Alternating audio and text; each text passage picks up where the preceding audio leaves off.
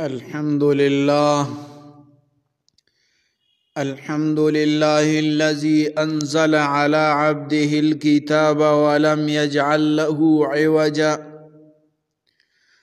والصلاة والسلام على سيد الأنبياء والمرسلين محمد الأمين وعلى آله وأصحابه أجمعين۔ محترم صدر جلسہ، معزز اساتذہ کرام اور میرے عزیز دوستو، السلام علیکم ورحمۃ اللہ وبرکاتہ۔ آج میری تقریر کا موضوع ہے قرآن پاک کے فضائل۔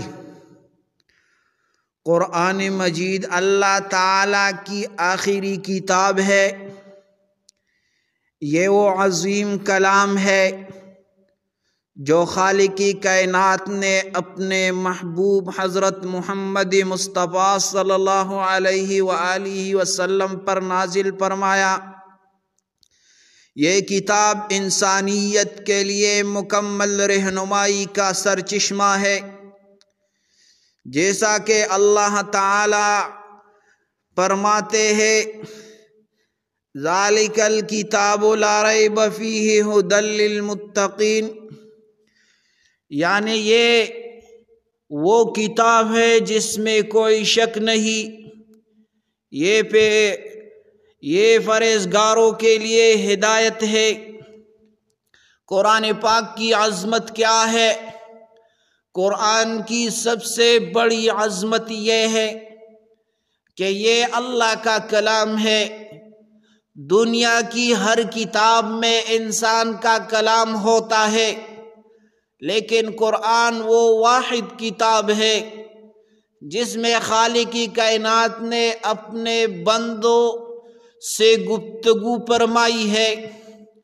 یہ ایسی معجزاتی کتاب ہے جس کی ایک ایک آیت، ایک ایک حرف قیامت تک انسانوں کو ہدایت دیتا رہے گا۔ رسول اللہ صلی اللہ علیہ وسلم نے فرمایا تم میں سب سے بہترین وہ ہے جو قرآن سیکھے اور دوسروں کو سکھائے۔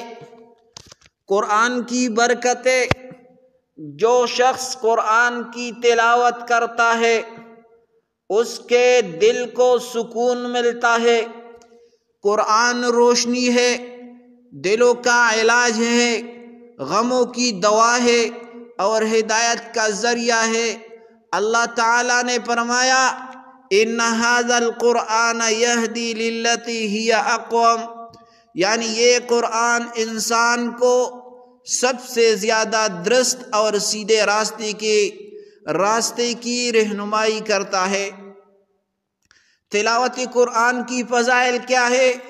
ایک اور حدیث میں آتا ہے کہ جو شخص قرآن کی ایک حرف کی تلاوت کرتا ہے اسے ایک نیکی ملتی ہے اور ایک نیکی کا ثواب 10 گنا بڑھا دیا جاتا ہے۔ ذرا سوچئے، اگر ہم روزانہ کچھ آیات پڑھیں تو کتنا عظیم اجر ہمارے نامہ اعمال میں جمع ہو سکتا ہے۔ قرآن اور قیامت کا دن ہوگا، قیامت کے دن بھی قرآن مومن کے لیے شفاعت کرے گا۔ نبی کریم صلی اللہ علیہ وآلہ وسلم نے فرمایا قرآن اپنے پڑھنے والے کے حق میں سفارش کرے گا اور روزہ بھی سفارش کرے گا۔ قرآن پر عمل کرو میرے عزیز دوستو۔ صرف قرآن پڑھ لینا کافی نہیں، بلکہ اصل مقصد اس پر عمل کرنا ہے۔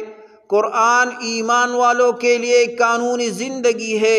اگر ہم اپنی زندگی کو قرآن کے مطابق ڈھال لے تو دنیا بھی سنور جائے گی اور آخرت بھی۔